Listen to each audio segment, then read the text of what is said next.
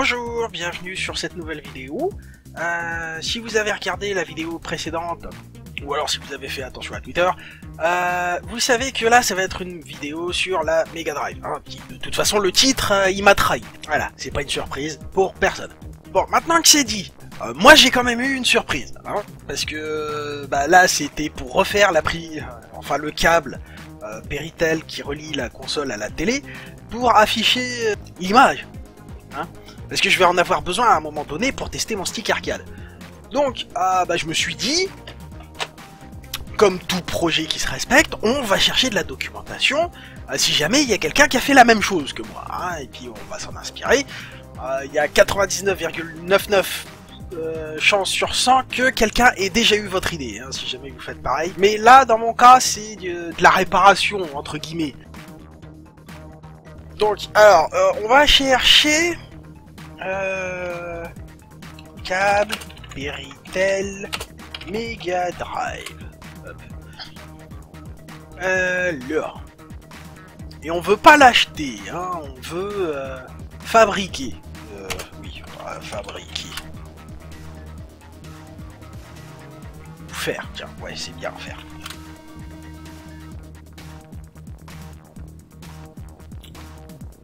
Alors, on a ce site-là.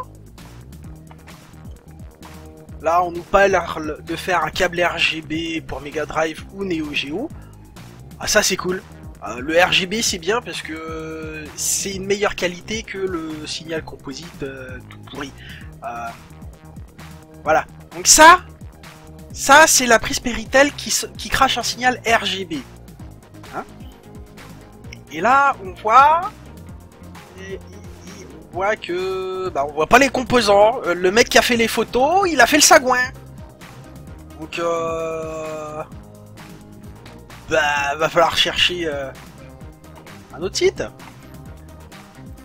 Bon, moi je sais où trouver le site, hein, donc je vais aller le chercher. Donc c'est... Voilà.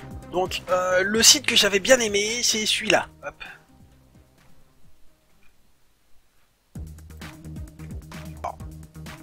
Et on voit qu'ici, on a des superbes images, on a des schémas électroniques, c'est génial. Alors, qu'est-ce qu'on voit déjà sur la belle photo ici? Oh, une puce ici. Ok, des transistors. Ouh, c'est plus compliqué que ce que j'avais prévu.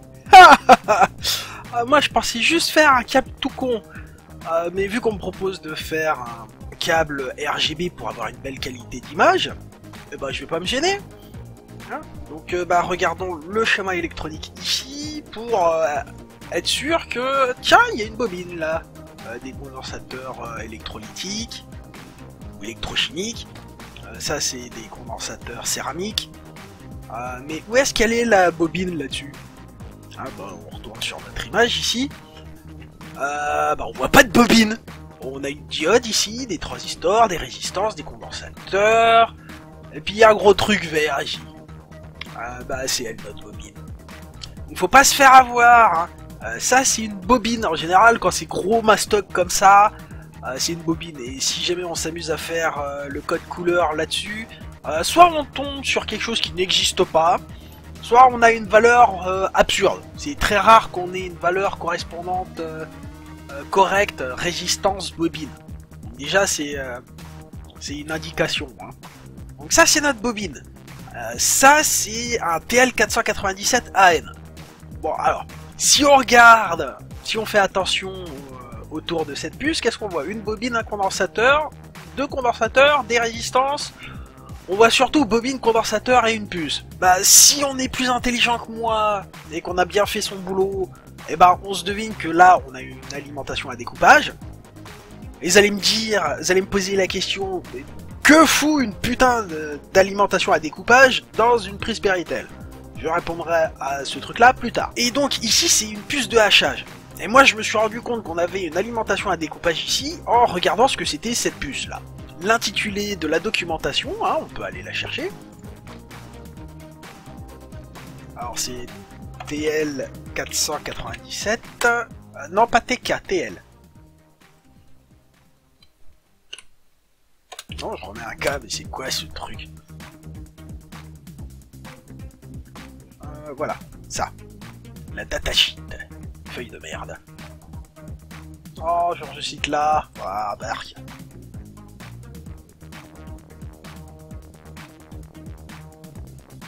Bon, sur le site de Texas Instruments. Voilà. Alors, le montage qu'on a vu là, il peut être utilisé d'après ce que nous dit la documentation ici, en step up, step down. Donc ça veut dire en boost ou en... Enfin, on va pouvoir faire un buck ou un boost.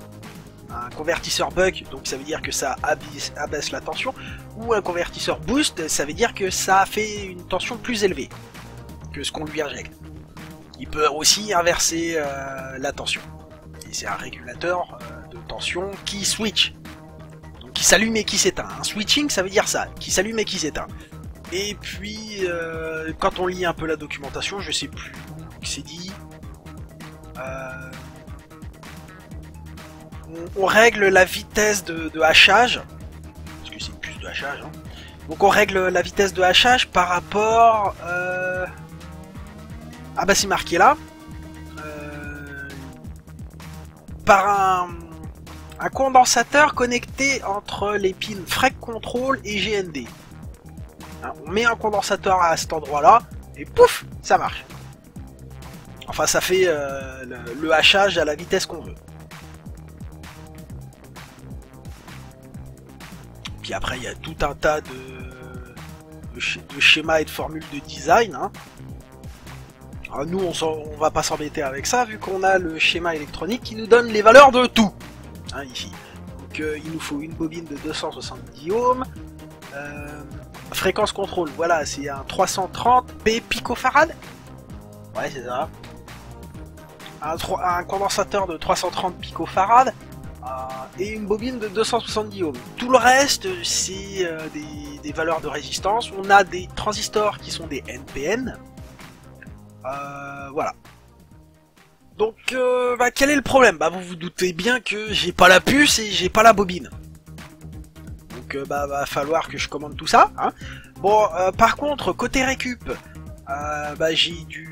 j'ai une prise Péritel, sauf qu'elle est câblée en RCA, donc c'est pas du tout pareil.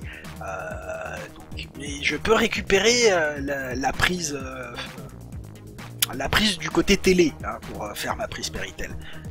Ensuite, je peux utiliser une breadboard hein, pour faire le montage. Donc, le câble Péritel hein, avec les prises RCA comme je vous ai dit. La prise DIN, la prise qui va côté Mega Drive. Et après, ça nous permettra de faire notre premier prototype. Hein. Si j'ai besoin de câbles, et je vais avoir besoin de câbles parce que ça n'a pas l'air prévu du tout pour faire... Enfin, il n'y a pas 8 fils hein, pour aller dans la prise là. Donc qu'est-ce que je vais faire? Eh ben je vais bidouiller, je pense que je vais prendre un câble réseau. Parce que quand on regarde, si vous avez déjà désassemblé une Péritel, il y a une espèce de maille à l'intérieur qui sert de blindage électromagnétique, je suppose. Les câbles réseau, c'est 8 fils avec, enfin moi mes câbles réseau, hein, parce que je prends des câbles réseau d'un minimum de qualité. Ils ont un blindage. Comme je ne peux faire confiance à personne dans la maison, hein, je peux pas leur demander de faire attention aux câbles réseau qui traînent par terre quand j'ai besoin de tirer du câble. Du coup, je suis obligé de prendre du catégorie 6 ou 7, et du coup, c'est blindé. Vous allez me demander aussi pourquoi on met de la protection, c'est pour éviter que ça fasse antenne, tout simplement. Donc il faut que je commande des pièces, j'ai du câble réseau de récupération, un bête catégorie 6 suffirait. C'est-à-dire le feuillard d'aluminium, qu'on ira souder à ce truc-là, même si je sais pas si j'arriverai à souder. En principe, on peut pas souder de l'aluminium avec de l'édrin, faudrait... Oh, je pense que je vais essayer de souder le feuillard à ce truc-là. Ça peut être rigolo. Ça peut être rigolo. Enfin voilà, j'ai des ressources.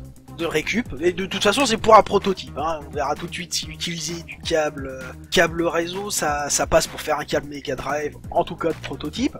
Et puis, on va avoir besoin aussi, justement, de ça. Comment c'est câblé à cet endroit-là. Et il faut que je vous explique pourquoi on a besoin, enfin on retrouve une alimentation à découpage dans la prise Péritel. C'est parce que les télés analogiques, hein, les CRT, pour les plus jeunes qui n'en ont jamais vu, j'en ai une là qui est installée dans l'atelier. Pour le moment elle est posée par terre et donc on va l'utiliser comme ça pour les projets de réparation de Dreamcast et pour ce projet là. Il faut booster les signaux, hein. Donc les condensateurs qui sont ici, les transistors que nous trouvons ici, en fait, ils sont utilisés en tant qu'amplificateurs. Parce que ce que crache la Mega Drive, c'est des signaux bruts, ils sont pas amplifiés. Donc il faut les amplifier à un moment donné, c'est à ça qu'ils servent ces petits transistors, qui sont des NPN. Lui, il sert aussi à booster, à amplifier un signal en fait.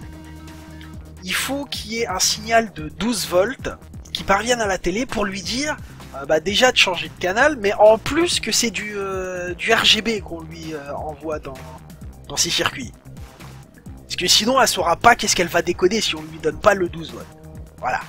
Et elle changera pas automatiquement de canal quand on allumera la console. Donc voilà. C'est pour ça qu'on a besoin du 12 volts. Et que donc on a besoin de transformer le 5 volts qui arrive de la console ici. Hop. Ça arrive de BCC là. Tac, tac, tac, tac. Ça arrive là-dedans. Paf, ça fait du 12 volts. Ça ressort de l'autre côté par je sais pas quel fil. C'est celui-là, blanc. Et comme vous le voyez, nous n'avons pas de fil sound. Qu'est-ce que ça veut dire? Ça veut dire que la Mega Drive, par la Péritel, ne crache que du mono. Si on veut cracher du stéréo, va falloir tricher. C'est possible, hein. Je verrai comment c'est possible. Ça se trouve, faudra changer la prise de la Mega Drive, hein, parce que là, on a du DIN 8. Alors, faudra peut-être passer à du DIN 9. Hein, ce serait bien d'avoir du DIN 9, parce que comme ça, on a une prise, on modifie la Péritel, et puis c'est marre. Hein. Donc ça peut être un projet évolutif du projet qui est là. Voilà. Donc on a appris des nouvelles choses, hein, que déjà le signal qui va vers la télé qui sort de la Mega Drive, faut le booster et c'est à ça que sert ce circuit. Que les transistors NPN et même les autres, hein, mais ceux-là peuvent être utilisés et ils sont utilisés en tant qu'amplificateur. Enfin voilà, on a appris des nouvelles choses aujourd'hui, c'est assez cool. Hein. J'ai encore de l'apprentissage à faire parce que ça je ne l'ai trouvé et compris que quand j'ai su qu'est-ce que c'était que cette puce. Il faut que j'arrive à me dire, quand je vois une puce, une bobine et un condensateur qui sont les uns à côté des autres, je suis face à une alimentation à découpage. Même si là où je suis, ça n'a aucun sens, à première vue. Je commence à apprendre à reconnaître les circuits, les montages habituels. Et dans le dépannage, ce circuit-là est très important parce que c'est généralement lui qui pète un câble en premier. Enfin, généralement, c'est plutôt le condensateur qui pète plutôt que le câble. Mais enfin bon. Du coup, qu'est-ce qu'il me reste à faire? À commander la pièce là et la bobine. Je pourrais commander du câble à bobiner et faire ma propre bobine, sauf que ça m'emmerde. Je vais commander directement la bobine et la puce, hein, surtout que ça coûte quoi, 8 centimes 10 centimes. Allez, je peux sacrifier, allez, on en achète 2-3 d'un coup, histoire de pouvoir faire plusieurs prototypes si jamais j'en foire un que je crame la bobine, ce qui est pas improbable, mais quand même quoi. Crier une bobine, faut en vouloir. Ça, je vais en commander 2-3. Donc ça veut dire que potentiellement, je peux faire deux Péritel complètes. Et donc, si quelqu'un en voudra une, je lui facturerai. Je lui facturerai rien du tout. Il me le dit et puis on s'arrangera. Voilà. Ou alors je le mettrai en vente sur eBay. Ça permettra de financer la chaîne Et peut-être que ça sera un moyen de financer la chaîne et moi tout court. Hein. Je fais mes prototypes et mes bidules, mes projets en double ou triple, même plus. Hein. Et puis je revends ça sur la baie. Comme ça, moi en plus, je vous enlève la pub qui emmerde tout le monde. Et je suis le premier à gueuler à propos de la publicité. Donc voilà, et ça c'est un truc que je vais garder sur le côté de mon esprit. Alors pour les condensateurs et les résistances, faut pas s'inquiéter, hein. J'ai tout ce qu'il faut. J'ai des condensateurs céramiques dans mon armoire. J'ai une boîte pour les condensateurs électrochimiques, donc ouais, c'est un assortiment Conrad, hein, je suis désolé. C'est du placement de produit qui n'en est pas parce que je suis pas payé pour faire ça. Et puis de toute façon, je vous donne pas le lien. Vous arriverez à le trouver tout seul. Il y a toutes les valeurs qu'on a besoin là-dedans. Qu'est-ce que j'ai pas montré? Ah oui, les... Est-ce que je vais arriver à sortir le petit tiroir? Voilà, ça c'est les transistors. Ça c'est quasi exclusivement du NPN. C'est de la récup. J'ai récupéré ça. C'est mon père qui avait récupéré ça. Paix à son âme, hein. Il est décédé d'un cancer. Magnifique. Donc ouais, bah je vais les réutiliser. Écoutez. Je sais pas ce qu'ils valent, je sais pas s'ils sont encore bons, là c'est des condensateurs, ils doivent presque avoir mon âge. Ils étaient dans une boîte, vous auriez vu la boîte, vous auriez fait oh mon dieu, elle est plus vieille que moi. C'est la réaction que j'ai eue, j'ai 34 ans, la boîte est plus vieille que moi. Donc les condensateurs, enfin il y en a là-dedans qui sont plus vieux que moi. Et ils sont encore bons, probablement, on verra, on testera, voilà. Donc ouais, il me manque que 2 composants qui font chier, hein, donc ça... et ça. Alors je pourrais prendre d'autres trucs, mais sauf que j'ai pas de puce de hachage. Je pourrais essayer de récupérer... non, je peux pas parce que il faut que je crache du 12 volts et l'autre dans le bloc d'alimentation qui me reste de la PS4, il crache du 400 volts. Ça va pas être possible. Si j'envoie 400 volts dans la Péritel de la Mega Drive, ça va être... la télé elle va pas aimer. Voilà. Bon, alors j'espère que la vidéo vous a plu. Je sais plus où j'en suis, donc je l'arrête maintenant. Et j'espère que vous êtes amusés autant que moi, que vous avez appris autant que moi, et à la prochaine.